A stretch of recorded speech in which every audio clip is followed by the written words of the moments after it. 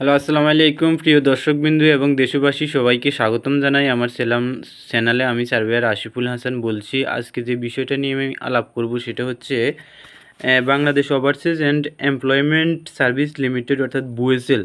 সবাই বুএসএল সম্পর্কে জানেন যে এটা প্রবাসী কল্যাণ ও বৈদেশিক কর্মসংস্থান মন্ত্রণালয়ের একটি প্রতিষ্ঠান, যার মাধ্যমে বাংলাদেশি কর্মীদেরকে, দক্ষ কর্মীদেরকে বিদেশে প্রেরণ করা হয়। তো আজকে আমরা ব্রুনাইয়ে কিভাবে যেতে হয়, ব্রুনাই সম্পর্কে আজকে কথা বলবো। ব্রুনাই এশিয়ার একটি দেশ। এটা অস্ট্রেলিয়া, মালয়েশিয়া, ইন্দোনেশিয়া এই রাষ্ট্রগুলোর পাশে একটি দ্বীপ দেশ। এটা এখনও রাজতন্ত্র, এর গণতন্ত্র দেশ নয়।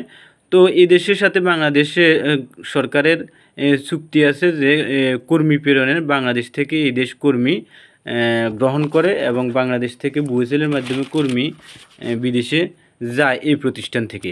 তো আজকে এই ভিডিওটা করার উদ্দেশ্য হচ্ছে যে আমাদের দেশে যেহেতু মানুষ দালাল বা এজেন্সি বা লোকাল স্থানীয় কোনো মাধ্যম ধরে ব্রুনাই যেতে চায়, তারা আসলে মানুষের কাছ থেকে টাকা হাতিয়ে নেয়, বৈধ লিগেল অথেন্টিক কোনো উপায় তারা খুঁজে পায় না।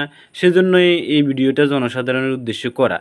তো বুয়েসেলের মাধ্যমে সরকারি ব্রুনাই কর্মী নিয়োগ প্রসঙ্গে আজকে যে আমরা কথা বলতেছি সেটা হচ্ছে, এটা অনেকগুলো ক্যাটাগরিতে ব্রুনাইয়ে কর্মী নিয়োগ করা হয় বাংলাদেশ থেকে।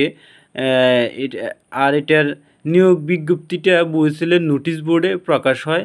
বুয়েসেলের ওয়েবসাইটে আপনারা ঢুকলে আপনারা এই নোটিশ বোর্ডে সবসময় ব্রুনাইয়ের কর্মী প্রেরণের নোটিশ হয়ে থাকে, কিছুদিন পরে হয়ে থাকে। তো আপনারা গুগলে যাবেন, গুগলে গিয়ে BOESL লিখে সার্চ দিলে আপনারা বুয়েসেলের ওয়েবসাইটটা পেয়ে যাবেন এবং ওইখানে যে নোটিশ বোর্ড ফাংশানে যে নোটিশ দেখলে আপনার ব্রুনাইয়ের বিজ্ঞপ্তি সম্পর্কে জানবেন।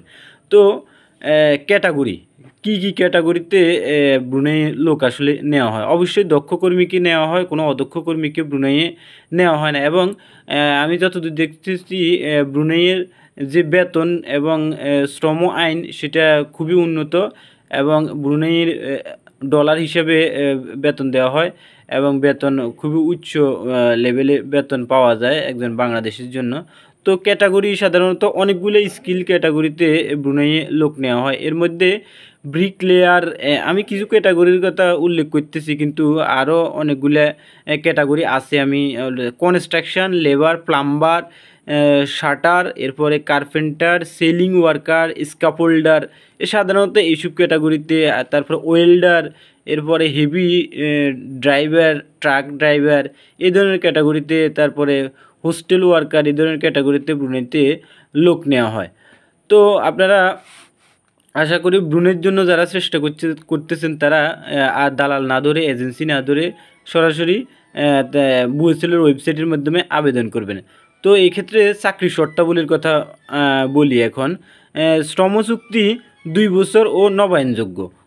অনেক সার্কুলারে অনেক রকম হয়। আমি একটা সার্কুলার পড়ি আপনাদেরকে এই ভিডিওটা জানাচ্ছি। শ্রমচুক্তি 2 বছর এবং এটা নবায়নযোগ্য। কর্মঘণ্টা 8 ঘন্টা এবং এর সাথে ওভারটাইম থাকে।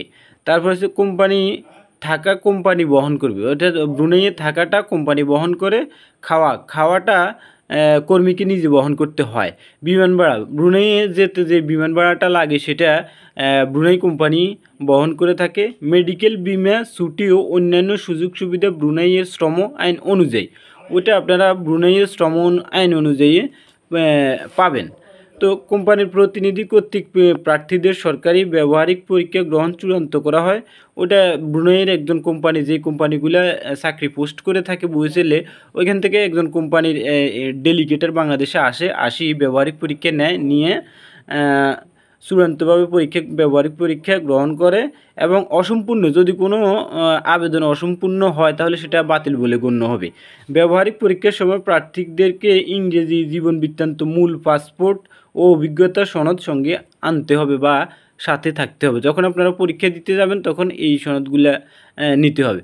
তো যারা আবেদন করতে জানেন না বা বুঝতে পারেন না, তারা যদি সহযোগিতার প্রয়োজন হয়, আমি এই বিষয় নিয়ে কাজ করি, সার্ভেয়ার আশিফুল হাসান, আমি নোয়াখালী ব্যায়ামগঞ্জতে।